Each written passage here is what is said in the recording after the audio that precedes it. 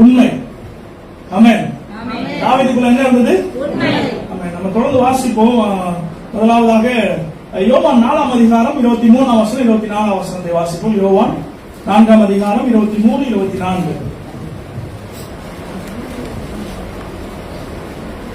உண்மையாய் தொழுது கொள்கிறவர்கள் பிதாவை ஆவியோடும் உண்மையோடும் தொழுது கொள்ளும் காலங்களும் ஆமென். அது இப்பொழுதே வந்திருக்கிறது. ஆமென். நம்மை தொழுது கொள்கிறவர்கள் இப்படிப்பட்டவர்களாய் இருக்கும்படி பிதாவானவர் விரும்புகிறார். ஆமென்.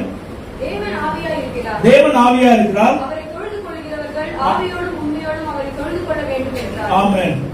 அப்ப அவரை தொழுது கொள்கிறவர்கள் ஆவியோடும் உண்மையோடும் தொழுது கொள்ள வேண்டும். எதனால நமக்கு வர்ஷிப் அதாவது கொஞ்சம் ஸ்டாப் ஆகுது தெரியுமா? நம்மளுடைய உள்ளத்துல சில நேரம் நம்ம அதாவது ஆராதிக்கும் பொழுது பிசாசு என்ன பண்ணுவோம்னா நம்ம செஞ்ச சில குற்றத்தை நம்ம மைண்ட்ல வைப்போம். நீ போன வாரம் இது பேசின, இப்ப வந்து நம்ம உத்தம நாட்டை நீ வந்து இவ்வளவு தூரம் ஆராதிக்கிறியே, நல்லவன் மாதிரி வந்து ஆராதிக்கிறியே, அப்ப நமக்கு என்ன ஆகும்? குற்ற மனசாட்சினா நம்ம அவள் தான் நான் வந்து ஆராதிக்க மாட்டேன், நான் வேஸ்ட். அங்கதான் வந்து பிரசன்ஸ் அவுட் ஆகும். எல்லாரும் பிரசன்ஸ்ல இருந்தாலும் யாராவது ஒருத்தர் மூலியமா என்னாவும் பிரசன்ஸ் கட் ஆகும். ஏன் இன்னைக்கு வர்ஷிப்ல சில தாமதம் இருந்தா இதுதான். ஆமா, சில நேரத்துல வந்து ஆண்டவர் பெரிய அற்புதத்தை செய்யும் போது பிசாசுல சில காரியத்தை வைப்போம், நம்மள ஸ்லோ பண்ண வைப்போம். ஆனாலும் நம்ம உண்மையோடு தொழுது கொள்ளும் போது எல்லா தடையிலும் கத்த உடைப்பார். ஆமா, இன்னும் வசனத்தை கூட வாசிப்போம். எபேசியர் 5ஆம் அதிகாரம் 9ஆம் வசனம். எபேசியர் 5ஆம் அதிகாரம் 9ஆம் வசனம். ஆவியின் கனி ஆமென். சகல நற்குணத்திலும் நீதியிலும் உண்மையிலும் விளங்கும். அப்ப ஆவியின் கனி எத்தனை கனி இருக்கு? 9 கனி விளங்கணும். நான் என்ன அவருக்கு தொடர்ந்து வாசிங்க வசனத்தை 9ஆம் வசனம் மறுபடியும் வாசிங்க. ஆவியின் கனி சகல நற்குணத்திலும் நீதியிலும் உண்மையிலும். அப்ப கிறிஸ்தவர்களாகிய நமக்கு ஒரு உண்மை என்பது வேணும். அப்படிதானே? மனுஷனாவே ஒரு மனுஷன் கிட்ட எதிர்பார்க்க உண்மையான விஷயம். அவன் என்கிட்ட உண்மையா இருக்கான். அவன் நண்பனாக இருந்தாலும் சரி, கணவன் மனைவியாக இருந்தாலும் சரி, பிள்ளைகளாக இருந்தாலும் சரி, எந்த தப்பு பண்ணாலும் உண்மையை சொல்லிடணும். ஏதாவது தப்பு, அதாவது வீட்டுல வந்து சிலது என்ன பண்ணுவோம்னா, நானும் ரொம்ப அரட்டையா இருப்பேன். கண்ணாடி அப்பதான் வாங்கி வச்சிருப்பாங்க, டிவி உடைச்சிட்டு ஓட்டுருவேன். அப்ப எங்க அப்பா கிட்ட உண்மையை சொல்லிடுவேன், இல்லன்னா பெல்ட் தூக்கிடுவேன். அப்ப அவங்க எதிர்பார்க்கறதுல என் பிள்ளை உண்மையா இருக்கணும். அப்ப ஆண்டவர் நம்ம கிட்ட அதான் எதிர்பார்க்கிறார். இப்ப தாவீதை குறித்து சில காரியங்கள் பார்ப்போம். 51ஆம் சங்கீதம் 6ஆம் வசனத்தை வாசிப்போம். 51:6. இதோ உள்ளத்தில் உண்மையாய் இருக்க விரும்புகிறேன். அந்தகரணத்தில் ஞானத்தை எனக்கு தெரியப்படுத்துவேன். ஆமா, முதல்ல தாவீது எங்க கேட்கிறான்? ஆண்டவரே, என் உள்ளத்துல நான் உண்மையா இருக்கேன். 51ஆம் சங்கீதம் எந்த நிலைமையில் எழுதப்பட்ட சங்கீதம்? பத்சேபாள் கிட்ட இருந்து பாவம் பண்ண அந்த நேரத்தில் தாவீது மன கசந்து எழுதுறோம் சங்கீதம். அதுல சொல்றாரு, ஆண்டவரே நான் தப்பு பண்ணிட்டு இருந்தான், ஆனா என் இருதயத்துல நான் உண்மையா இருக்கணும் விரும்புறேன். எத்தனை பேரு இருதயத்துல உண்மையா இருக்கணும் விரும்புறோம்? வாயில உதட்டுல உண்மை இல்லை, உதட்டு வழியா நான் உண்மையா இருக்கிறேன், நான் மன்னிக்கிறேன், எல்லாரையும் இது பண்றேன், நான் உண்மையா இருக்கிறேன். ஆமா, இப்படி பண்ண. ஆனா தாவீது சொல்றான், என் இருதயத்துல நான் உண்மையா இருக்கணும் ஆண்டவரே. ஏன்னா வசனம் சொல்ல இருதயம் மகா கேடுவதான். ஆமா, அப்ப அந்த இருதயத்துல எல்லாமே இருக்கும், அதுல நான் உண்மையா இருக்கேன். ஏன்னா நம்ம ஒரு நேசிச்சு எங்க இருப்போம்? ஹார்ட்ல வச்சிருக்கோம். இந்த ஹார்ட்ல இருந்து பிரெயின் கனெக்ட் ஆகும். அப்ப முதல்ல பாதிக்கப்படுகிறது ஹார்ட். அதனால தாவீது சொல்றாங்க, இருதயத்துல நான் உண்மையா இருக்கேன். ஏன்னா தேவன் வாசம் செய்கிற இடம் இது இருதயத்துல. மனுஷனுடைய கையில கட்டப்பட்ட ஆலயத்தில் வாசமா இருப்பதை பார்க்கலாம், மனுஷனுடைய இருதயத்துல ஆண்டு வாசமா இருக்க ரொம்ப நேசிப்பாராம். அப்ப தாவீது கேட்கிறான், ஆண்டவரே என் இருதயத்துல நான் உண்மைக்குள்ளவனா இருக்கணும். தொடர்ந்து 2 சாமுவேல் 22ஆம் அதிகாரம் 19ஆம் வசனத்திலிருந்து 24ஆம் வசனத்தை வாசிப்போம். 2 சாமுவேல்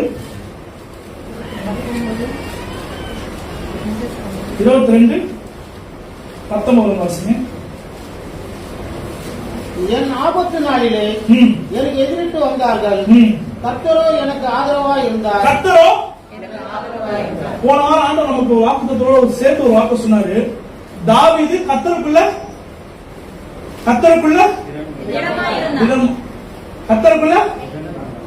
வாசிங்க 30ஆம் அதிகாரம் 1 சாமுவேல் 30ஆம் அதிகாரம்.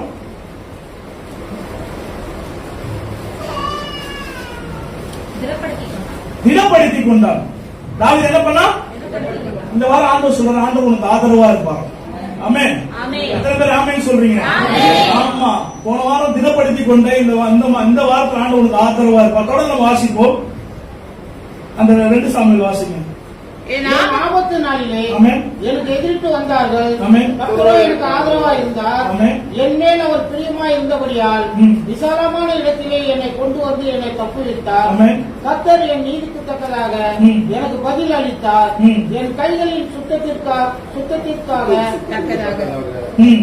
கை கட்டினார். ம். கர்த்தருடைய வழிகளை காத்துக் கொண்டு வந்தேன். ம். நான் என் தேவனுக்கு துரோகம் பண்ணினதில்லை. ம். அவருடைய நியாயங்களை எல்லாம் எனக்கு முன்பாக நிறுத்தினேன். ம். நான் அவருடைய பிரமாணங்களை விட்டு விலகாமல் ம். அவர் முன்பாக மன உண்மையாய் இருந்து என் துன்பத்திற்கு என்னை விலக்கி காத்துக் கொண்டேன். ஆமா. 22 வருஷம் சொல்லுது, நான் அவருக்கு துரோகம் பண்ணேன். எத்தனை பேர் சொல்லுங்க ஆண்டவருக்கு துரோகம் பண்ணேன்? தாவீது ஸ்ட்ரைட்டா சொன்னாங்க, நமக்கு துரோகம் பண்ணல. என் இருதயத்துல எப்படின்னா மன உண்மையா இருந்தேன். ஏன் தெரியுமா? ஆண்டவர் எல்லா ஐக்கியம் எனக்கு ஆதரவா இருந்தா, எனக்கு என்ன சாகடிக்க வரும்போது எனக்கு துணையா இருந்தா, எல்லாமே எனக்கு செஞ்சாரு. அவர் நான் ஒரு நாளும் துரோகம் பண்ணினது இல்லை. நம்மளால அந்த வார்த்தை சொல்ல முடியுமா? இப்ப நம்ம தான் தாவீதுன்னு வச்சுங்களேன், நான் சொல்ல முடியுமா? இப்ப என்னைய நான் எடுத்துக்கிறேன், நான் சொல்ல முடியுமா நான் ஆண்டவருக்கு விரோதமா துரோகம் பண்ணது? எனக்கு தான் தெரியும். நம்மளுடைய பர்சனல் லைஃபுக்கு தான் தெரியும் நம்ம எவ்வளவு உண்மையா இருக்கிறோம், எந்த அளவிற்கு நம்ம ஆண்டவர் இடத்துல உண்மையா இருக்கிறோம். உண்மைதானே?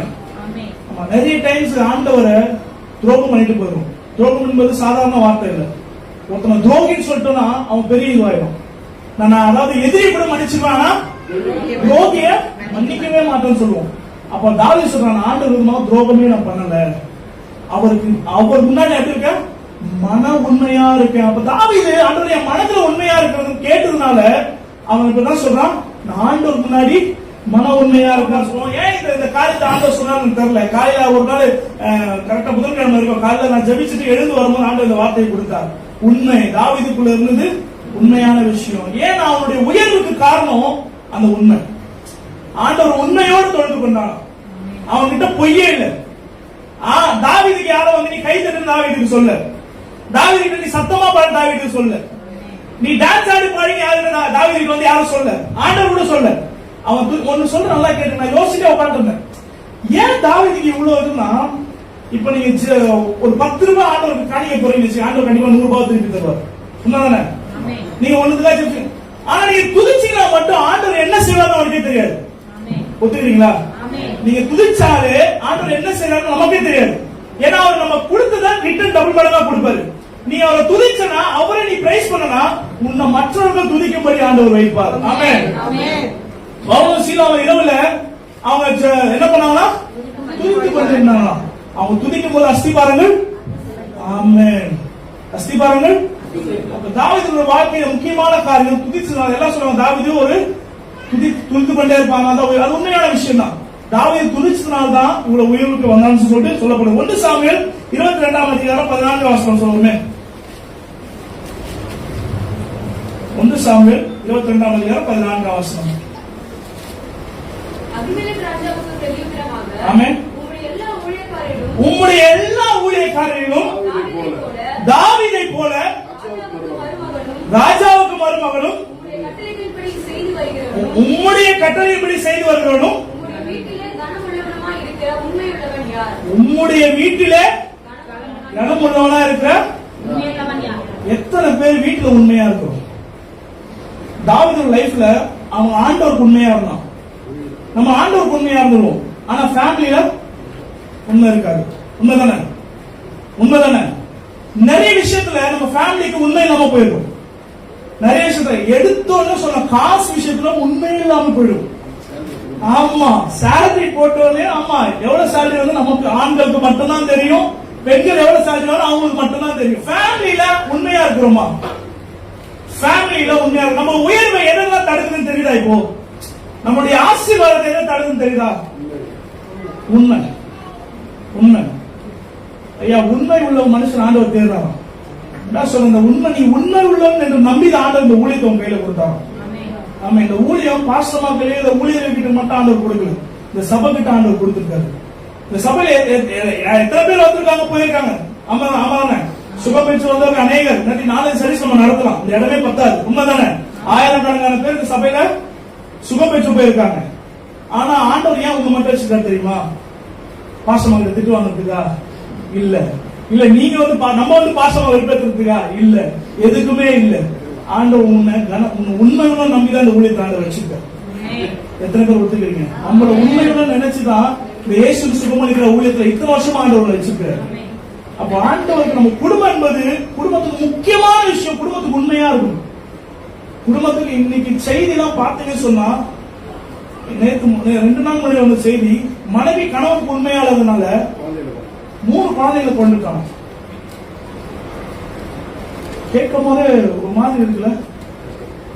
மனைவி கணவனுக்கு உண்மையானதுனால 3 குழந்தைங்க, 2 பெண் பிள்ளைங்க, ஒரு ஆண் பிள்ளை. அவங்க அந்த வீடியோ வந்து குழந்தைங்க இல்லாத வீடியோ வரும்போது ஆசையா இருக்கு. ஏன்னா நீ குடும்பத்துல உண்மை இல்லைன்னா பல லாசஸ் நீ சந்திக்க வேண்டியது, பல ஏமாற்றங்களை சந்திக்க வேண்டியது வரும். குடும்பத்துல நீ உண்மை இல்லைன்னா பல தோல்விகளை நீ சந்திக்க வேண்டியது வரும். நீ சபையில வந்து ஆண்டவர் சில பேர் டைலாக் சொல்றாங்க, ஆண்டவருக்கு தெரியும் நான் உண்மையா இருக்கிறேன்னா இல்லையான்னு. வீட்டுல சண்டை வரும்போது தெரியும். வீட்டுல சண்டை வரும்போது நீ தான் பைபிள தூக்குறியா அப்படின்னு சொல்லிட்டு கேட்போம். நீ தான் சொல்லுது, நீ தான் உத்தமனா, நீ தான் உத்தமனியா, ஆண்டவருக்கு தெரியும். அப்படிதானே? ஆண்டவரை பார்க்கிறாரு. ஆண்டவர் பார்க்கிறாதான். ஆண்டவர் உன்னை நம்பிதான் உன் குடும்பத்தை கையில கொடுத்தாரு. நீ வேற சில பேர் யோசிப்போம், சின்ன வயசு நான் யோசிப்போம், சார் நம்ம வேற குடும்பத்துல பிறந்தா எப்படி இருந்திருக்கும், அம்பானி குடும்பத்துல பிறந்தா எப்படி இருந்திருக்கும். அதுதான் சார் ஆண்டவர் என்ன முன்குறித்ததால்தான் இந்த குடும்பத்தில் ஆண்டவர் என்ன வச்சார். ஆண்டவர் முன்குறித்தால்தான் உனக்கு நல்ல கணவனை கொடுத்தார். ஆமையே வரமாட்டேங்குது. ஆமா, ஆண்டவர் முன்குறித்த நல்ல மனைவிகளை நம்மளுக்கு கொடுத்தார். ஆமே ஆமே. அதுதான் எங்க ஐயா, அதுதான் ஷார்ப்பா இருப்பாரு. அப்ப நம்மளை நம்பிதான் ஆண்டவர் எல்லாரும் நமக்கு கொடுத்திருக்காரு. நம்மளை நம்பிதான் ஆண்டவர் பிள்ளைகளை நமக்கு கொடுத்திருக்கிறாரு. ஆமென் ஆமென். பிள்ளைகளை அடங்காம போனாலும் சரி, நான் சொல்றேன் அதுக்கு உண்மையா இருக்கு. குடும்பத்துக்கு ரொம்ப ரொம்ப ரொம்ப உண்மையா இருக்கு. இந்த தாவீதை குறிச்சு மாமனார் வீட்டுக்கு உண்மையா இருக்கணும். இந்த சொல்லப்படுற ஆசாரியர் சொல்றான், சவுல் வந்து நீ எதுக்கு அவனை தப்பிக்க விட்ட, அவனை கொலை செய்யணும். அப்ப என்ன கேள்வி கேட்கிறான், நீ என்ன நீ அவனுக்கு எவ்வளவு உண்மையா இருந்தா தெரியுமா? உன் வீட்டுல எல்லாரும் நடிப்புக்காக தான் உங்ககிட்ட இருந்தானுங்க, ஆனா இவன் மட்டும் தான் உனக்கு உண்மையா இருந்தான். அவன் பையனை கூட அவன் சொல்ல, அதாவது சவுலுடைய மகன் யோனத்தானை கூட அவன் சொல்லல, ஆனா இவன் உண்மையா இருந்திருக்கான். தேவசனம் நம்மளுடைய லைஃப்ல ஆண்டவருக்கு முதலாவது உண்மையா இருக்கும். 2வது காரியம் உன் குடும்பத்துக்கு உண்மையா இருக்கும். குடும்பம் ரொம்ப ரொம்ப முக்கியம். குடும்பம் செலஞ்சு போயிடுச்சுன்னா ஒரு மனுஷனால இருக்கவே முடியாது. ஆமா, பொண்டாட்டி சண்டை போட்டு அம்மா வீட்டுக்கு போனதான் தெரியும் சாப்பாடு எவ்வளவு கஷ்டம்னு. ஆமா, உண்மைதானே? கணவனோட முகலாம் இப்பதான் மலருது. உண்மையா சொல்ற, அநேக கைத்தட்டல்களை பார்த்து கொண்டு இருக்கிறேன். ஆமே ஆமா, உண்மையா அதுதான் அந்த உண்மையை எதிர்பார்க்கிறாங்க. இன்னைக்கு நிறைய வீட்டுல உண்மை இல்லாம போனது குடும்பமே போயிடும். அப்ப ஆண்டவர் நமக்கு கொடுத்திருக்க ஞானம் எப்படின்னா, உன் குடும்பத்தை நீ உண்மையா இருக்கும். நீ குடும்பத்தையும் முதல்ல காசு விஷயத்துலதான் நம்ம சின்ன விஷயத்துல தான் போவோம். சில பேர் இன்னும் சொல்றேன், வேலையில இருந்து உண்மை இல்லாம இருப்போம். வேலையில திடீர்னு வீட்டுல வந்து குழந்தை ஏப்போ ஷீட்டு கேட்கும், வேலையில ஏப்போ ஷீட்டு தூக்கி வந்துருவாங்க. வேலை சும்மா தானே இருக்குது, எப்படி அது கூட ஆண்டவர் பாக்குறாரு, அது கூட ஆண்டவர் உண்மையை யோசிக்கிறாராம். ஆண்டவர் சொல்ற கொஞ்சத்துல உண்மையா, மத்தவங்க சொல்ற கொஞ்சத்துல உண்மையா இருந்த உன் அநேகத்துல அதிபதியா இருக்கும். கொஞ்சத்துல உண்மை. ஆமா, ஒரு பென்சில் இருக்கும். எங்க ஆபீஸ்ல சும்மா தானே இருக்கு, யாரும் யூஸ் பண்ண மாட்டாங்க. வீட்டுல வந்தா இந்த டைலாக்லாம் பயங்கரமா இருக்கும். சும்மா இருக்கிற பொருள் எது சும்மா தானே இருக்கும், அதை வந்து வீட்டுல யூஸ் பண்ணிக்கலாம்ல. ஆமா, அதெல்லாம் எதிர்பார்க்காத. அதுல கூட கட்ட ஒண்ணு பார்க்கிறாரு. ஆமா, பக்கத்து வீட்டு ஒரு ஊழியக்காரர் பேசணும் கேட்டேன். பக்கத்து வீட்டு இலை வந்து விழுந்தாலும் பக்கத்து வீட்டுல போட்டுருந்தோமா, குப்பைன்னு சொல்ல, இது உங்களுடையது. நம்ம எவ்வளவு பெரிய படம் வந்தாலும் கொடுக்க மாட்டோம். இலை விழுந்தா கொடுத்துரும், ஆனா ஒரு கொய்யாக்கா விழுந்தா கொடுக்கவே மாட்டோம். நம்ம சர்ச்சைக்கு கூட கொய்யாக்கா விழுக்கவே விழுந்திருக்கோம், நான் எடுக்கவே மாட்டேன். போயிட்டு வந்த பிறகு யாரும் எடுத்துருப்பாங்க. யோசிச்சுட்டே இருப்பேன், இது யாரும் வாங்கிருந்தா கேமரா செட் பண்ணலாமா, ஏன்னா எடுத்து வச்சு பாசமா கிட்டப்பலாம் நான் எடுத்துக்கலாம், உரிமை இருக்கு, எடுத்துக்கலாம், தப்பு இல்ல, தப்புன்னு சொல்ல. சரி, இருந்தாலும் அதுல ஒரு உண்மை இருக்கணும். இப்போ பார்த்தா இப்போ நம்ம சர்ச்சில் மீட்டிங் வச்சா மாசம் ஒரு பிரச்சனை பாக்குறேன். சில்பர் காணாம போயிடுது. பாவம், அந்த கண்ணு தெரியாத ஒருத்தர் பாவம், அவர் தேர்றாரு. நானா பண்ணிட்டு ஐயாவோட ஷூ எடுத்து கொடுத்தாரு. ஐயா உள்ள கத்துறாரு, புரியுதா? அது சின்ன சின்ன ஏன்னா நம்ம தப்பு, அதாவது தெரியாம பண்ண தப்பு வேற, தெரிஞ்சுட்டே சில பேர் தப்பு பண்ணாங்க. அப்போ குடும்பத்திலும் சரி, ஊழியத்திலும் சரி, ஆண்டவர்களும் சரி உண்மையா இருக்க வேண்டும். ஆமென். எத்தனை பேர் ஆமென் சொல்றீங்க? உண்மைதானே? 1 ராஜாக்கள் 3:6 வாசிப்போமா? 1 ராஜாக்கள் 3:6. அதற்கு சாலமோன், ஆமென். என் தகப்பனாகிய தாவீது என்னும் உமது அடியான் ஆமென். உம்மை பற்றி உண்மையும் நீதியும் ஆமென். மன நேர்மையுமாய் உமக்கு முன்பாக நடந்தபடியே ஆமென். தேவரீர் ஆமென். அவருக்கு பெரிய கிருபை செய்து பெரிய கிருபை செய்து அந்த பெரிய கிருபையை அவருக்கு காத்து இந்நாளில் இருக்கிறபடியே அவருடைய சிங்காசனத்தில் வீற்றிருக்கிற ஒரு குமாரனை அவருக்கு தந்தீர். ஆமென். இங்க சாலமோன் சொல்றான், எத்தனை பேர் உங்க அப்பா அம்மா பத்தி உண்மையா சாட்சி கொடுப்பீங்க? என் அம்மா எனக்கு உண்மையா இருந்தாங்க, என் அப்பா எனக்கு உண்மையா இருந்தாரு. நான் சொல்லுவேன், என் வீட்டுல எல்லாம் எனக்கு உண்மையா இருந்தாங்க. எத்தனை பேர் சொல்ல முடியும்? தேவச்சனமே, உன் குடும்பம் உன்னை பத்தி சாட்சி சொல்லணும். நீ யாருன்னு, ஏன் நீ உன் குடும்பத்துக்கு உண்மையா இருக்கணும்னா உன் குடும்பம் உன்னை பத்தி சாட்சி சொல்லணும். ஆமா, சில பேர் எப்படா எங்க அப்பா சாவான்னு அப்படிலாம் சொல்லுவானுங்க. அந்த ஆளால எனக்கு வெறுப்பா இருக்கும், அந்த ஆள் வந்தாலும் ஒரு ரீட்ரேட்டிங்கா இருக்கு, சரி எப்படா அந்த ஆள் சாவும் அப்படிலாம் யோசிச்சிருக்கும். இந்த மாதிரி வாழ்க்கை நமக்கு வேணாம். ஏன்னா நம்மளுடைய சந்தை தலைமுறை ஆண்டவர் சொல்றாரு தாவீதுக்கு, உன் தலைமுறை வரைக்கும் நான் இந்த உண்மையை காப்பேன். இப்ப தேவச்சனமே, உன்னுடைய குடும்பத்தில் உண்மையா இருக்கும்போது தலைமுறை அந்த உண்மையை ஆண்டவர் காக்க வல்லவரா இருக்கிறார். ஆமென். தொடர்ந்து வாசிப்போம். 2 சாமுவேல் 9 அதிகாரம் எடுத்துக்கோ. 2 சாமுவேல் 9 அதிகாரம் 1 வசனத்தை வாசிப்போமா? 2 சாமுவேல். யோனாத்தின் நிமித்தம் ஆமென். என்னால் தயவுப்பட்டவர் எவனாவது சவுலின் வீட்டாரில் இன்னும் மீதியா இருக்கிறவர் உண்டா என்று தாவீது கேட்டான். ஆமென். அப்பொழுது 3 வசனம் வாசிங்க. அப்பொழுது ராஜா தேவ நிமித்தம் நான் சவுலின் குடும்பத்தாருக்கு தயவு செய்யும்படி அவன் வீட்டாரில் யாதொருவன் இன்னும் மீதியா இருக்கிறானா என்று கேட்டதற்கு சீபா ராஜாவை பார்த்து, இன்னும் யோனத்தானுக்கு 2 கால்களும் முடமானது, ஒரு குமாரன் இருக்கிறான் என்றான். அவன் எங்கே என்று ராஜா கேட்டதற்கு சீபா ராஜாவை பார்த்து, இதோ அவன் லோதோபரிலே 7 வசனம்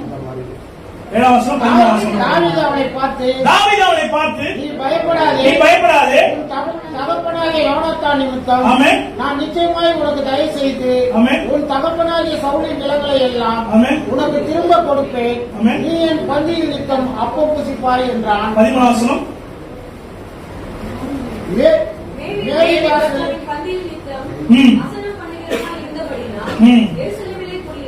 ஆமென். போதும்.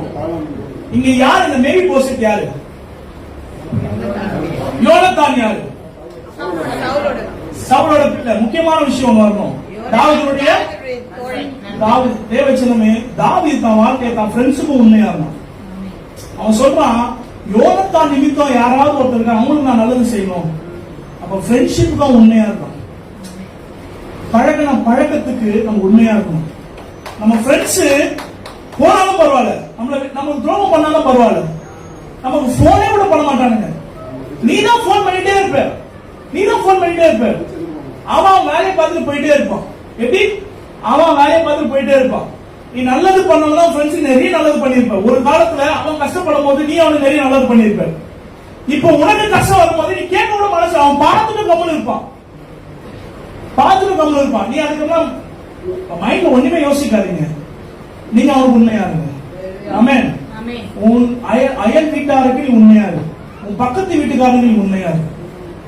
தாவீது இதெல்லாம் உண்மையா இருந்தான். ஆமென். இன்னொரு விஷயத்தை கூட பார்ப்போம். தொடர்ந்து 1 சாமுவேல் 27 அதிகாரம் 7 வசனத்தை வாசிப்போம். தாவீது பெலிஸ்தரின் நாட்டிலே ஆமென் 1 வருஷமும் 4 மாதமும் குடியிருந்தான். 12 வசனம். ஆகீஸ் தாவீதை நம்பி இஸ்ரவேலராகிய தன்னுடைய ஜனங்கள் தன்னை வெறுக்கும்படி செய்கிறான். ஆமென். போலாம். 28 அதிகாரம் 1 வசனம் 2 வசனம் வாசிப்போமே. அந்நாட்களிலே பெலிஸ்தர் இஸ்ரவேலின் மேல் யுத்தம் பண்ண ஆமென் தங்கள் சேனைகளை போருக்கு கூட்டினார்கள். ஆமென். அப்பொழுது ஆகீஸ் தாவீதை நோக்கி, நீ உன் மனுஷரும் எவ்விதத்திலும் என்னோட கூட யுத்தத்துக்கு வர வேண்டும் என்று அறிய கடவாய் என்றான். தாவீது ஆகீஸை பார்த்து, உம்முடைய அடியான் செய்ய போகிறதை நீ நிச்சயமாக அறிந்து கொள்வீர் என்றான். அப்பொழுது ஆகீஸ் தாவீதை நோக்கி, இதற்காக உன்னை எந்நாளும் எனக்கு மெய் காவலனாக வைப்பேன் என்றான். இது எங்க நடக்குது? எந்த ஊர்ல நடக்குது? எந்த நாட்டில் நடக்குது? இந்த சம்பவம் எந்த நாட்டில் நடக்குது? எருசலேம் நடக்குதா? பெலிஸ்தர் நாட்டில் நடக்குது. தேவச்சனமே, தாவீது தான் எதிரி கூட உண்மையா இருந்தான். தாவீது ஆப்போசிட் பார்ட்டி கூட உண்மையா இருந்தான். பெலிஸ்தரை ஒரு நாள் சாகடிச்சான். யாரு? கோலியாத்தை சாகடிச்சான். சவுல் துரத்திட்டு வரான். சவுல் கிட்ட இருந்து அவன் தப்பிக்கிறதா ஒரே வழி, அவன் பெலிஸ்தருக்கு பயப்படுவான். அவன் நாட்டுல எங்க இருந்தாலும் பிடிச்சி சாவடிச்சிருவான். அதனால அவன் எதிரியா இருந்த நாட்டுக்கு போறான். கிடைக்குது.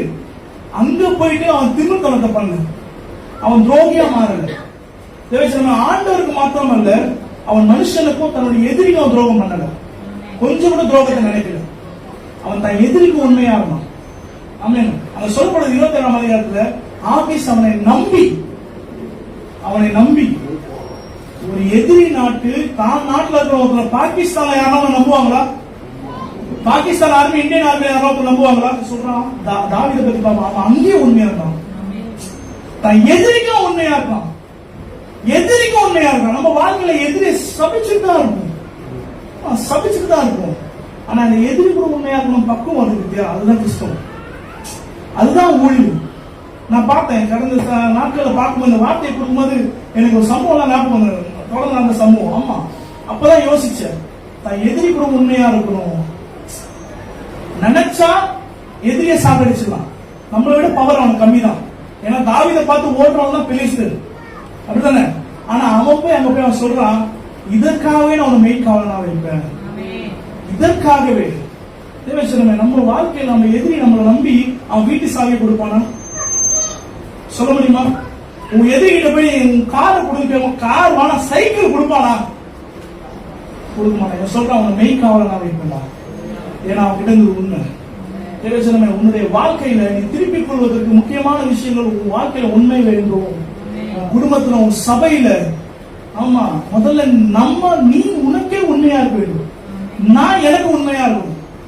ஏன்னா இந்த சரீரத்தை நான் நல்லா வச்சுக்கிறதும் நான் கெடுதல் பண்றதும் என்கிட்ட தான் இருக்கு. இந்த சரீரத்தை கரெக்டான நேரத்தில் சாப்பிட்டு, நல்லதை சாப்பிட்டு, ஆமா, நல்லதை குடிச்சிட்டு, நல்ல இதை குடிச்சிட்டு வாழ்ந்தா நல்லா இருக்கும். நான் இதை தேவையில்லாத காரியத்தை உள்ள வச்சேன்னா இதுக்கே என் சரீரத்துக்கு நான் உண்மை இல்லாம போயிருந்தேன். ஏசப்பாக்கு உண்மை இல்லாம போயிருந்தேன். என் குடும்பத்துக்கு நான் உண்மை இல்லாம போயிருந்தேன். அப்புறம் எப்படி எதிரி? குடும்பத்துக்கே நீ உண்மை இல்லைன்னா எதிரிக்கு எப்படி உண்மையா இருக்க? கர்த்தர் தாவீது உண்மைன்னு தான் பார்த்தாரு. தாவீது ஆண்டவர் உண்மையா இருந்தான். தொடர்ந்து வாசிக்கும் போது ஒரு சம்பவத்தை நான் பார்க்க ஆசைப்படுகிறேன். 2 சாமுவேல் 24ஆம் அதிகாரம் 18ஆம் வசனம். ஆமென். ஆமென். அர்பனாவின் களத்திலே ஒரு பலிபீடத்தை உண்டாக்கும் என்றான். ஆமென். கர்த்தருடைய வார்த்தையின்படியே தாவீது அப்படியே 1 நாளாகமம் 21ஆம் அதிகாரம் 18ஆம் வசனம் வாசிங்களேன். 1 நாளாகமம் 21:18. அப்பொழுது எபூசியனாகிய ஓர்னானின் களத்திலே கர்த்தருக்கு ஒரு பலிபீடத்தை உண்டாக்கும்படி தாவீது அங்கே போக வேண்டும் என்று தாவீதுக்கு சொல்லி என்று கர்த்தருடைய முதல்ல சாமுவேலை வாசிச்சோம். அர்பனா களம். இங்க 4ஆவதுல பார்க்கணும், ஓர்னான். ரெண்டுமே ஒண்ணுதான். ஆமா, இது கொஞ்சம் படிக்கும் போது கொஞ்சம் இதுவானனால மறுபடியும் அது போய் சர்ச் பண்ணி பார்த்தேன். இதுல என்ன டிஃபரன்ஸ், எல்லாம் டிஃபரன்ஸ் இருக்காங்க. அர்பனாவும் ஓர்னானும் ஒண்ணுதான். அர்பனா என்ற இது யார் வச்சிருந்தா தெரியுமா? யார்கிட்ட இருந்தது? எபூசியர். நீங்க தொடர்ந்து வாசிக்க நேரம் இல்லை. நீங்க தொடர்ந்து வாசிக்கும் போது நான் சொல்ல தாவீது 2வது தப்பு பண்ணான்னு சொல்லிட்டு ஜனங்களை தொகையை பார்த்தார். அதுக்காக ஆண்டவர் கோபப்பட்டு தாவீதை 3 வாரம் கொடுக்குறா. அந்த வாரம் வரும்போது அப்ப சொல்றான், நீங்க ஆண்டவர் சொல்றாரு, நீ போயிட்டு ஓர்னான் களத்துல பலிபீடத்தை கட்டி அங்க பலிகளை செலுத்த, அப்பதான் நான் கூல் ஆவேன் அப்படின்னு சொல்லிட்டு ஆண்டவர் சொல்றாரு. இது யார் இடத்துல இருந்து பெறப்பட்டது? இது யார் கண்ட்ரோல் இருந்தது? எபூசியர் கண்ட்ரோல் இருந்தது. அப்படிதானே? வாசிப்போம். 2 சாமுவேல் 5ஆம் அதிகாரம் 5ஆம் வசனம். நம்ம 2 சாமுவேல் 5ஆம் அதிகாரம் 5ஆம் வசனத்தை வாசிப்போமே. அவன் எப்ரோனிலே யூதாவின் மேல் 7 வருஷமும் 6 மாதமும் எருசலேமிலே சமஸ்த இஸ்ரவேலின் மேலும் யூதாவின் மேலும் 33 வருஷமும் ராஜ்யபாரம் பண்ணினான்.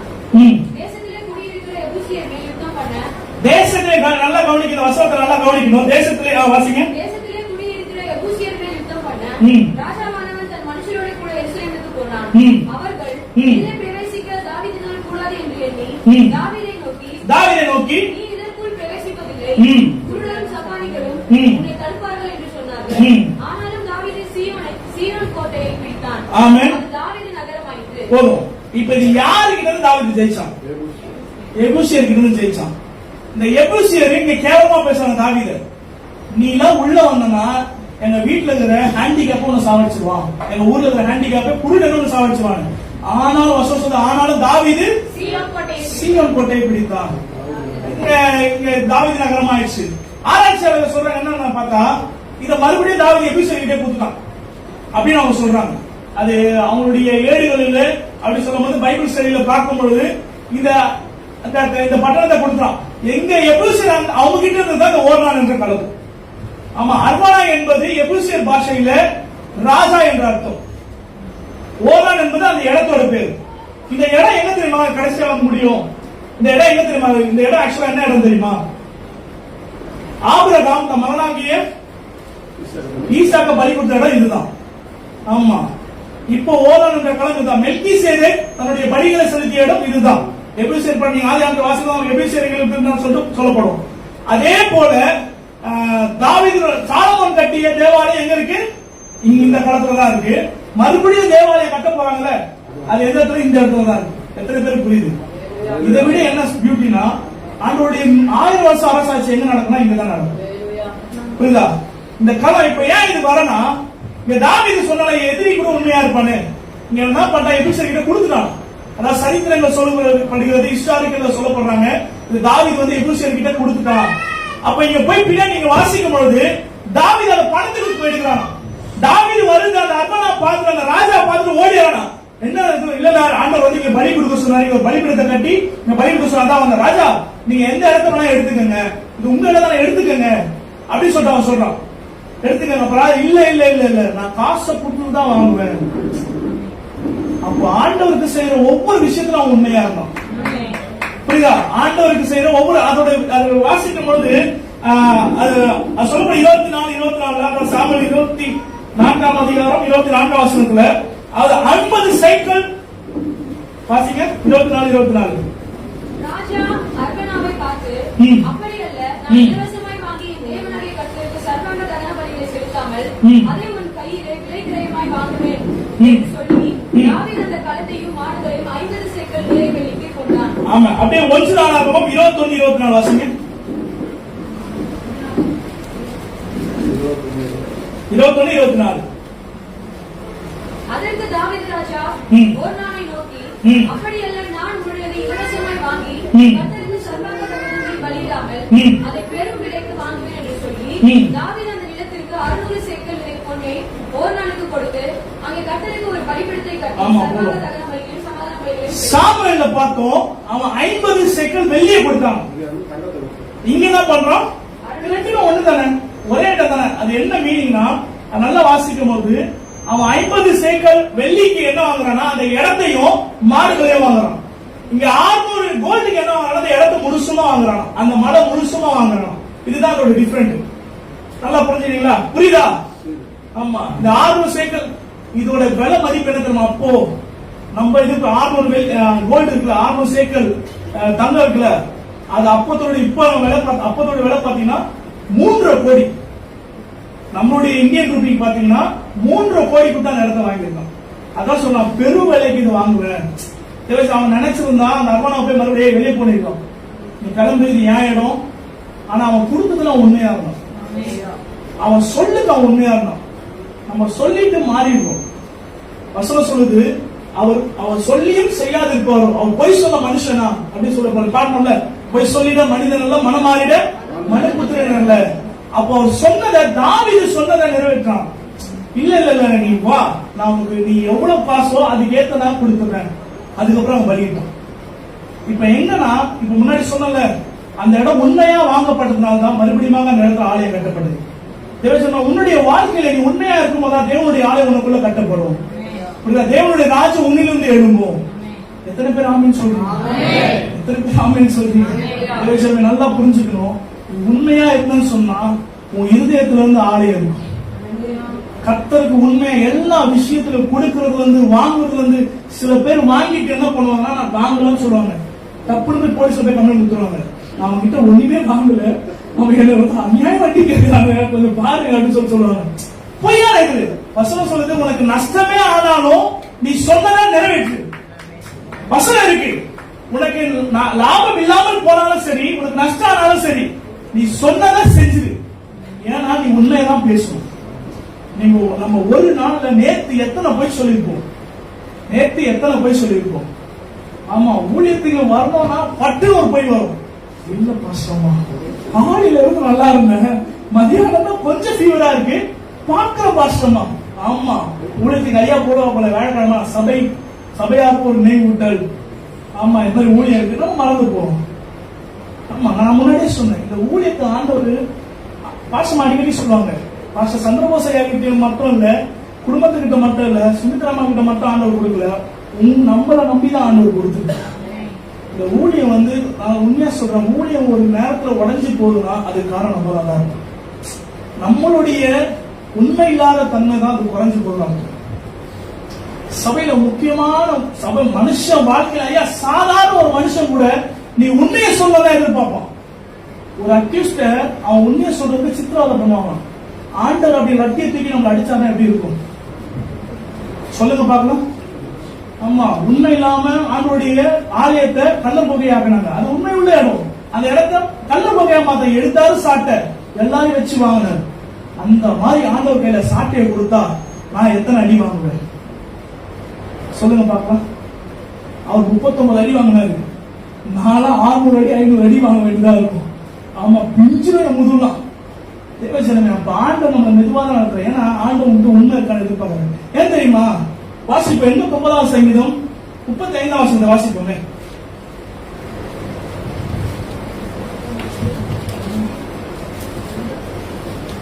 ஒரு விசை என் பரிசுத்தத்தின் பேரில் ஆணையிட்டேன், தாவீதுக்கு நான் பொய் சொல்லேன், தாவீதுக்கு நான் பொய் சொல்லேன். அவன் சந்ததி என்றென்றைக்கும் இருக்கும். அவன் சிங்காசனம் சூரியனை போல எனக்கு முன்பாக நிலை நிற்கும், சந்திரனை போல. தாவீதுக்கு யார் பொய் சொல்ல மாட்டாரா? யார் பொய் சொல்ல மாட்டான் சொல்லுங்க. தாவீதுக்கு யார் பொய் சொல்ல மாட்டான்னு சொல்லி கர்த்தர் ஏசப்பா பார்த்து சொல்ல முடியுமா? ஆண்டவனை பார்த்து சொல்ல முடியுமா? நான் உனக்கு பொய் சொல்ல மாட்டேன்னு சொல்ல முடியுமா? ஆண்டவர் சொல்ல முடியுமா? அவர் பொய் சொல்ல மாட்டார். அவர் பொய் சொல்ல மாட்டார். நம்ம தான் கேடு கட்டும். எப்படி வாய சில பேர் வாய திறந்தாலும் ரொம்ப பொய் சரளமா வரும். அந்த பொய்யை நம்பி அப்படியே நம்ப வச்சிடும் பொய். நீ நல்லா பாருங்க, முதல்ல ஒரு மனுஷனுடைய வார்த்தை அவன் நம்பிடுவாங்க. நாளைக்கு உனக்கு காசு தர சொல்லுவாங்க, நம்பிடுவோம். அவனை நம்பி உட்காந்துட்டே இருக்கும், இருக்கிற காசு தான் செலவு பண்ணுவோம். நாளைக்கு அவன் தரவச்சுக்கல, அவன் பொய் சொல்லி தப்பு, அவன் நாளைக்கு தருவான். நாளைக்கு ஏன்னா இந்த வார்த்தை உண்மையான வார்த்தை நம்பிடும். இந்த ஆண்டவர் அப்படிதான் நம்ம உண்மையா சொல்லுங்க அறிக்கையில நீரே எல்லாம், நீரே எல்லாம், உயர்வோ தாழ்வோ, மரணமோ ஜீவனோ, ஆமா நீரே எல்லாம். கல்யாணத்துல கை பிடிக்கும் போது அதுவா சொல்லுவோம், உயர்வானாலும் சரி தாழ்வானாலும் சரி மரணம் நம்மை பிரிக்கும் வரையிலும் ஆசிரியர் கையெடுன்னு சொன்னாதான் எடுப்போம். அப்படிதானே? ஆமா, கையை அப்படியே பிடிச்சதா இருக்கும். கையை விடுங்கமா சொன்னாதான் அது விடுவோம். அது கூட எப்படி விடுவோம்னா பொறுமையா விடுவோம். இப்ப கையை அப்படின்னா புரியுதா? லைஃப்ல உண்மை இல்ல, உண்மையான பாசம் இல்ல. சிரிக்கணும் ஆனா சிந்திக்கணும். உண்மையான பாசம் இல்ல. தேவச்சனமே, மரணமானாலும் சரி ஜீவனா நீரே எல்லாம் சொல்றோமே, அது மனசுல இருந்து உணர்ந்து சொல்றோமோ? இந்த பாடலை பாடிடுறோம். சில பாடலாம் அவங்க எழுதும் போது அவங்களுடைய ரசனை அப்படியே அவங்களுடைய வாழ்க்கையை பத்தி எழுதுவாங்க. நம்ம உண்மையான நம்ம வாழ்க்கையில நம்ம அதை இது பண்ணிருக்கோமா? தொடர்ந்து வசனங்களை வாசிப்போமே. 89 20ஆம் வசனத்தை வாசிப்போம். 20 23 வாசிப்போமே. என் தாசனாகிய தாவீதை கண்டுபிடித்தேன். ஆமென். என் பரிசுத்த ஸ்தலத்தினால் பரிசுத்த தைலத்தினால் அவனை அபிஷேகம் பண்ணினேன். என் கை அவனோட உறுதியாக இருக்கும். என் புயம் அவனை பலப்படுத்தும். சத்துரு அவனை நெருங்குவதில்லை. நியாயத்தின் மகன் அவனை ஒடுக்குவதில்லை. அவன் சத்துருக்களை அவனுக்கு முன்பாக மடக்கெடுத்து அவனை பகைக்கிறவர்களை வெட்டுவேன். 24ஆம் வசனம். என் உண்மையும் என் கிருபையும் அவனோடு இருக்கும். என் உண்மையும் என் கிருபை யாரோடு இருக்கும்? அவனோடு இருக்கும். ஆமென். அவன் கையை சமுத்திரத்தின் மேலும் அவன் வலது கரத்தை ஆறுகள் மேலும் ஆறுபடி வைப்பேன். அவன் 30 வசனம். அவன் அவன் பிள்ளைகளை நியாயங்களின்படி நடவாமல், ம். என் வேதத்தை விட்டு விலகி, ம். என் கட்டளைகளை கைக்கொள்ளாமல், என் நியமங்களை மீறி நடந்தால், ம். அவர்கள் மீறுதலை விளையாட்டினாலும் அவர்கள் அக்கிரமத்தை வாதையினாலும் தண்டிப்பேன். ம். ஆனாலும் என் கிருபையை ஆனாலும் வாசிங்க. அவனை விட்டு விலக்காமலும், ம். என் உண்மையை விசாராமலும் இருப்பேன். ம். என் உடன்படிக்கையை மீறாமலும், ம். என் உதடுகள் விளம்பினதை மாற்றாமலும் இருப்பேன். ம். ஒரு வீசை என் பரிசுத்தத்தின் பேரில் ஆணையிட்டேன். ம். தாவீதுக்கு நான் பொய் சொல்வேன். தாவீதுக்கு நான் பொய் சொன்னேன்.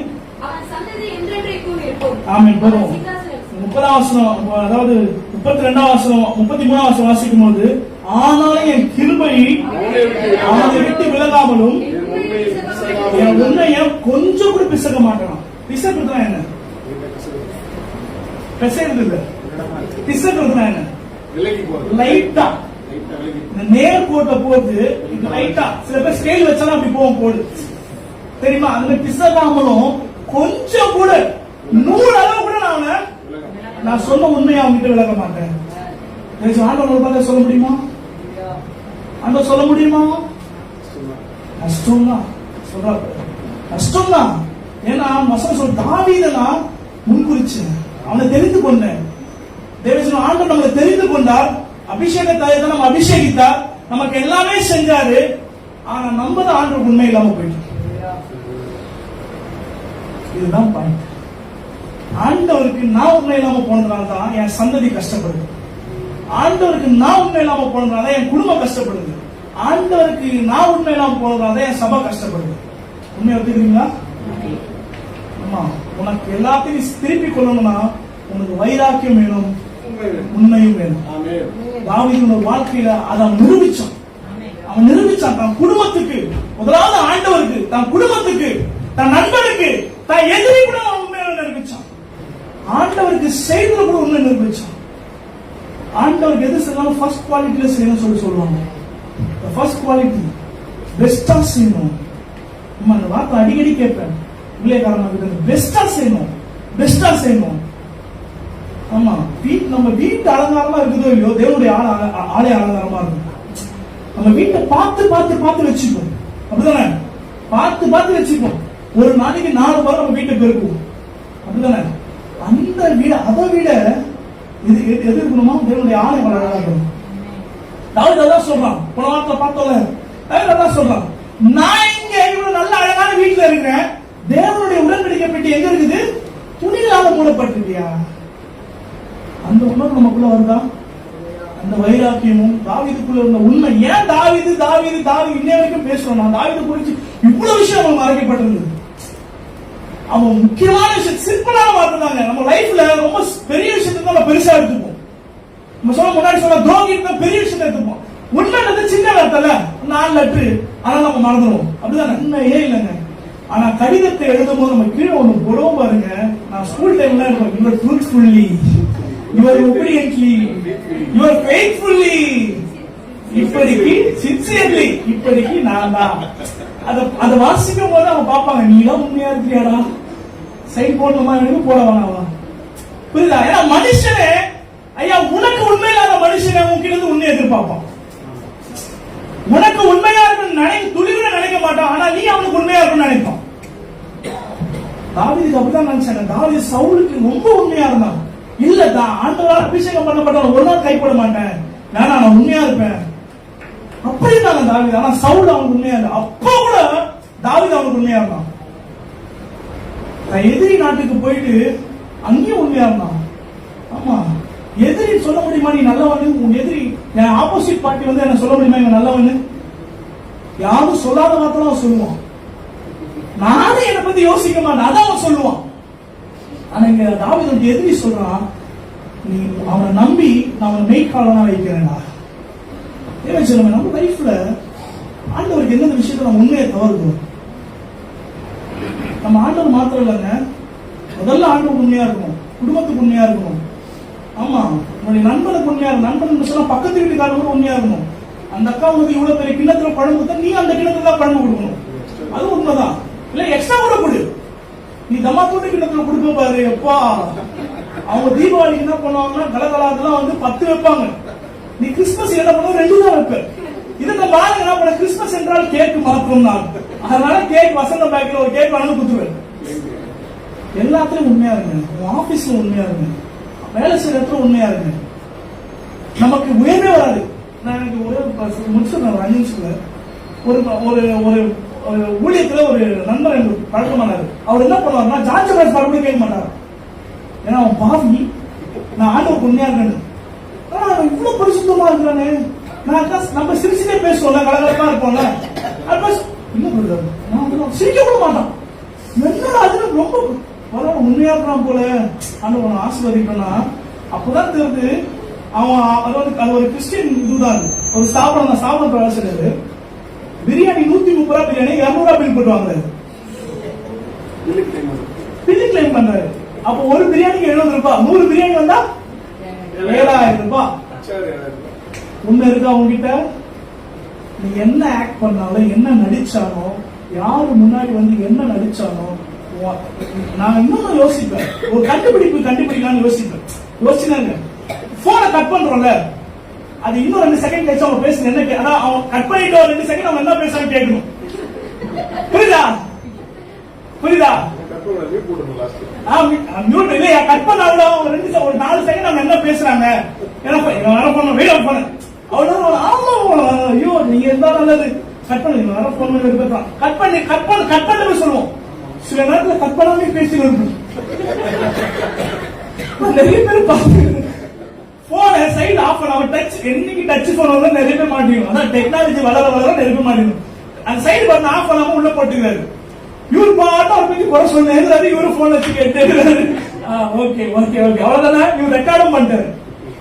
மறுபடியும் அவர்கிட்ட வந்து ஐயா நீங்க அது இருந்தாரு. எப்பா உன் நடிப்பு எனக்கு தெரிஞ்சிருச்சு. ஆண்டு ஒரு நாள் வெளியே காட்டுவாரு, எங்க காரணமா காட்டுவாரு. ஏன்னா இதெல்லாம் வந்து இந்த சின்ன விஷயத்துல உண்மை இல்லாம போயிருக்கும். சின்ன விஷயத்துல உண்மை இல்லாம போயிருக்கும். அப்ப ஆண்டவருக்கும் சரி மனுஷனுக்கும் சரி உண்மை உள்ளவனாய் நீ இருந்தன்னு சொன்னா கர்த்தர் உன்னை சகலத்தையும் திருப்பிக் கொள்ள அவர் செய்வார். ஆமா, எத்தனை பேர் ஜெபிக்கிறீங்க வாக்குத்தத்தை வச்சு நம்முடைய வாழ்க்கையில உண்மையான மோசை பத்தி பார்த்திருக்கோம். ஆண்டு சொல்ல மோசை அவன் என் வீட்டுல எங்குமே எல்லா இடத்துலயும், கிச்சன்ல இருந்து எல்லா இடத்துல, பெட்ரூம் இருந்து ஹால்ல இருந்து எல்லா இடத்துலயும் உண்மை உள்ளவனா இருக்கான். ஆமா, ஏன்னா பிறனுடைய பொருளை இச்சையா இருப்பான். ஒரு வீட்டுல போகும்போது சோஃபா நல்லா இருக்கு, நம்ம வீட்டுல தான் நல்லா இருக்குமே, ஆபத்து. இந்த ஃப்ரிட்ஜ் நம்ம வீட்டுக்கு சிங்கிள் டோர் தான் வாங்கி வச்சுக்கலாம், டபுள் டோர், இதுவும் ஆபத்து. அவங்க போற ட்ரெஸ், ஏன்னா ஆண்டவர் போதும் என்ற மனதோட நீங்க இருங்க. ஆண்டவர் கொடுத்துக்க போதும் என்ற மனதோட நீங்க இருங்க. ஒரு வருஷத்தை கழிச்சா வாசிப்போம். 2 தீமோத்தேயு 4ஆம் அதிகாரம் 5ஆம் வசனத்தை வாசிப்போமே. 2 தீமோத்தேயு 4ஆம் அதிகாரம் 5ஆம் வசனம். நீயோ எல்லாவற்றிலும் மனம் தெளிவுள்ளவனாய் இரு. தீங்கு அனுபவி. சுவிசேஷகனுடைய வேலையை செய். ஆமென். உன் ஊழியத்தை நிறைவேற்று. இது வந்து ரொம்ப ஃபண்டமெண்டலான, அதாவது முக்கியமான ஒரு குறிப்பு. நீயும் மன தெளிவாரு. ஏன்னா ஆண்டு உனக்கு கொடுத்தது போதும். நீ உனக்கு கொடுத்த வீட்டுக்கார தான் அழகு உலகத்திலே. உனக்கு கொடுத்த மனைவி தான் உலகத்திலே அழகு. ஆமென் சொல்லுங்க. ஆமென். ஆமென். உன் பிள்ளைங்க தான் அழகு. ஆமென். உன் பிள்ளைங்க தான் அறிவாளி. ஆமென். உன் பிள்ளை தத்தி சொல்லிட்டே இருக்காரு, உன் பிள்ளைங்க தான் அறிவாளி. ஏன்னா இதுல மன தெளிவா இருக்கு. இது தெரிவாரு. அதுக்கு தீங்கு அனுப்பி வர தீங்க வானான்னு சொல்லாரு. ஆமா, தீங்கு நீ வானான்னு சொல்லாம தேடிக்க வரும். அது 2வது விஷயம். அந்த தீங்கு, ஏன்னா அந்த தீங்குல தான் ஆண்டு ஒண்ணு பார்ப்பாரு. அந்த சோதனை நீ பொன்னாய் விளங்குறாரு. அதுக்கப்புறம் வசனம் சொல்றது, சுவிசேஷம் ஊழியத்தை செய், உன் ஊழியத்தை நிறைவேற்று. தேவச்சந்திரன் நீ உண்மையா இருந்த எல்லாவற்றையும் ஆண்டு கொடுத்த ஆசீர்வாதம் மட்டும் இல்ல, உனக்கு வர தீங்கு இருந்து எல்லாத்துக்கும் நீ மன தெளிவா இருந்து நீ ஊழியத்தை நிறைவேற்று. உனக்கு பிரதான கட்டளை இருக்கான். ஆமா, வருதுன்னா அது நம்ம லைஃப்ல அதை யூஸ் பண்ண ஆரம்பிங்க. அது அந்த ரூல்ஸ் போட்டு ஆரம்பிங்க. மேக்ஸ்ல ஏதாவது இது போடும்போது ஃபார்முலா போடுவாங்க, அதே மாதிரி ஃபார்முலா வச்சுக்கோங்க. மன தெளிவா இருக்கு. உனக்கு கொடுத்தது போதும், அதுக்கு உண்மையா இருக்கு. உனக்கு கொடுத்த ஊழியத்துக்கு நீ உண்மையா இருக்கு. கொடுத்த வேலைக்கு உண்மையா இருக்கு. வேலையில எக்ஸ்ட்ரா பேட்டா வரணும்னு சொல்லிட்டு நீ பேட்டா வேலை பண்ணிடாது, அப்புறம் உனக்கு டாட்டா தான் காட்டுவாங்க. அதனால அந்த வேலை வேணாம். உண்மையா இருக்கு. உண்மையா உன் ஸ்கூல்ல உண்மையா இருக்கு, உன் காலேஜ்ல உண்மையா இருக்கு, நீ செய்யற ஒவ்வொரு செயல உண்மையா இருக்கு. வீட்டுல 100 ரூபாய் கொடுத்து ஒரு பொருள் 80 ரூபாய்க்கு வாங்கிட்டு சொன்னாலும் பில்லு 90 ரூபான்னு போடாது. கண்டிப்பா மாட்டுவார். கண்டிப்பா ஆண்டவர் கணக்கு கேட்பாரு. அம்மா அப்பாவுக்கு தெரியாது, ஃப்ரெண்ட்ஸுக்கு தெரியாது, ஆனா ஆண்டவருக்கு தெரியும். நான் சொல்றேன், ஏன்னா தாவீது ஒண்ணு தெரியுங்க, ஆண்டவர் என்னை பார்த்து கொண்டே இருக்கிறார், நீர் என்னை காண்கின்ற தெய்வம் சொல்றான். அப்போ உண்மையா சொல்றா, ஆண்டவர் அவனை பார்க்கிறாருன்னா அந்த தாவீது ரொம்ப பரிசீலிச்சு தாவீது சொல்லலாம், தாவீது ரொம்ப ஆண்டவர்கிட்ட ஃப்ரீயா, ஆண்டவரே நான் தியானிக்கிறேன் என்கிட்ட வாங்கினீங்க, நான் தியானிக்கிறது என்னன்னு கேளுங்க, சங்கீத வாசி பார்த்தா தெரியும், நான் தியானிக்கும் போது நீங்க என்கிட்ட வாங்க. சொல்ல முடியுமா அவனால? ஆண்டவரே வாரும் வாரும் வாரும் தூய ஆவியே வறுமையா போறது பாடினாலும் ஆண்டவர் வரமாட்டாரு. ஏன் நான் உங்ககிட்ட உண்மை இல்லை. உண்மை உள்ள மனுஷன் பரிபூர்ண ஆசீர்வாதம். சும்மா ஆண்டவர் சொல்ல உண்மையா தம்மை நோக்கி கூப்பிடுகிற யாவருக்கும் சமீபமா இருக்காரு, பக்கத்துல வந்து நிற்பார். அப்ப என் இருதயத்துல தாவீது கேட்கும், ஆண்டவரே என் இருதயம் உண்மையா இருக்கணும், என் இருதயம் உண்மையா இருக்கணும். நம்மளுடைய குடும்பம் நம்ம பத்தி சாட்சி சொல்லணும், நம்ம குடும்ப மரணத்துல சாட்சி சொல்லணும். எனக்கு உண்மையா இருந்தாங்க, உண்மையா இருந்தாங்கன்னு சொல்லணும். மரணத்துல எல்லாம் நம்ம பின்னாடி போய் சொல்லணும், அவங்க எனக்கு உண்மையா இருந்தாங்க. கணவன் மனைவி சொல்ல, மனைவி எனக்கு ஒவ்வொரு விஷயத்தும் உண்மையா இருக்கா, மனைவி கணவன் பாச மனைவி ஒவ்வொரு விஷயத்தும் உண்மையா இருக்கா. பிள்ளைங்க சொல்லணும். சாலமன் தாவீது சாட்சி சொல்றாங்க, ஆண்டவரே எங்க அப்பா உங்களுக்கு எல்லா விஷயத்தும் உண்மையா இருந்தார்ல, அதனால நீங்க என் சிங்காசனத்தை நீங்க ஸ்திரப்படுத்தணும், நீங்க வாக்கு கொடுத்தீங்களே. அந்த உண்மை மாத்திரம் இல்ல, நம்முடைய பிள்ளைகளின் பிள்ளைகளை கர்த்தர் ஆசீர்வதிப்பார். வாழ்க்கையில உண்மையை மாத்திரம் பேசுங்க. ரொம்ப ரொம்ப கடினமான விஷயம், உண்மையை மாத்திரம் பேசுங்க. ஒரு சின்ன விஷயம் பிசுறு தட்டினா முடிஞ்சு போச்சு, ஒரு சின்ன விஷயம் பிசுறு தட்டினா முடிஞ்சு போச்சு. சின்ன விஷயம் அவர் பிசக மாட்டாராம், கொஞ்சம் கூட வெளியே போக மாட்டாராம். அவரே வெளியே போடலாம், நம்மளாம் ஏமாத்துறோம். சொல்லுங்க, மனசாட்சி தொட்டு சொல்லுங்க பாருங்க, நான் ஏமாத்துறோம். நீங்களே என்னை விட்டு போல இப்படி இருக்கீங்கன்னா நான் உமக்கு ஏமாத்துறாங்க. தாவீதுக்குள்ள இருந்து உண்மையா தாவீது செஞ்ச குற்றத்தை மட்டும் நம்ம பார்த்தோம்ல, ரெண்டு குற்றத்தையும் பார்த்தோம். பச்சைபால் குற்றம் அந்த அதிகாரத்துல எப்படி சொல்ற, ஆண்டவரே என் மனத்துக்கு இது இருக்கணும், இங்க பெரிய பாவம் பண்ணிட்டீங்க, சம்பாடி கிட்டத்தட்ட எத்தனை பேர் செத்தாங்க, அது வசனம் வாசிங்கன்னா தெரியும், 50,000 மேல செத்தாங்க. அவ்வளவு பேர் செத்தாலும் அவன் என்ன பண்ண, கர்த்தருக்கு உண்மையா இருக்க பார்க்கலாம். இந்த ஒரு வருஷம் மட்டும் வாசிக்க ஆசைப்படுகிறேன். ஒரே வருஷம் அந்த வருஷம் ஞாபகம் வந்தது. 1 சாமுவேல் 22:1-2 வாசிக்குமா, கடைசியா வாசிச்சுருவோமா? 1 சாமுவேல் 22:1-2. தாவீது அவ்விடத்தை விட்டு தப்பி அதுலாம் என்னும் கெபிக்கு போனான். அதை அவன் சகோதரரும் அவன் தகப்பன் வீட்டார் அனைவரும் கேட்டு அங்கே அவன் இடத்திற்கு போனான்.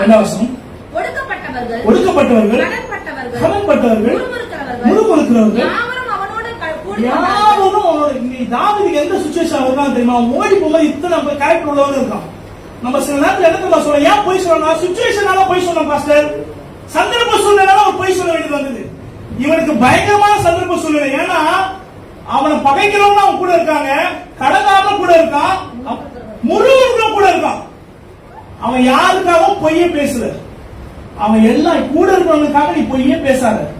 கூட இருக்கவன் யாரா இருந்தாலும் சரி, கர்த்தருக்காக நீ வைராக்கியமா உண்மையா வாழு. தொடர்ந்து வாசிப்போம். 1 சாமுவேல் 30 8 வசனத்தை வாசிப்போம். 30 1 சாமுவேல் 30. ஆமென். ஆமென். ஆமென். அதை பின்தொடர், அதை நீ பிடித்து மறுபடியும் இந்த வார்த்தை ஆசீர்வதிக்கிறேன், சகலத்தையும் திருப்பிக் கொள்ளி. பக்தி வைராக்கியமான மாத்திரமல்ல, உண்மையாகவும் கர்த்தரை தொழுது கொள்ளும் போது இந்த சகலத்தையும் திருப்பிக் கொள்ளுங்க. தேவச்சனம் ஒரு சிச்சுவேஷன் நீ பார்க்காத, சந்தர்ப்ப சூழ்நிலை நீ பார்க்காத. தேவன் சொல்லுகிற ஒரே காரியம், நீ எல்லா விஷயத்திலும் உண்மையா இருந்தா என்று சொன்னால் நீ சகலத்தை திருப்பிக் கொள்வார். கர்த்தர் உங்களை ஆசீர்வதிப்பாராக.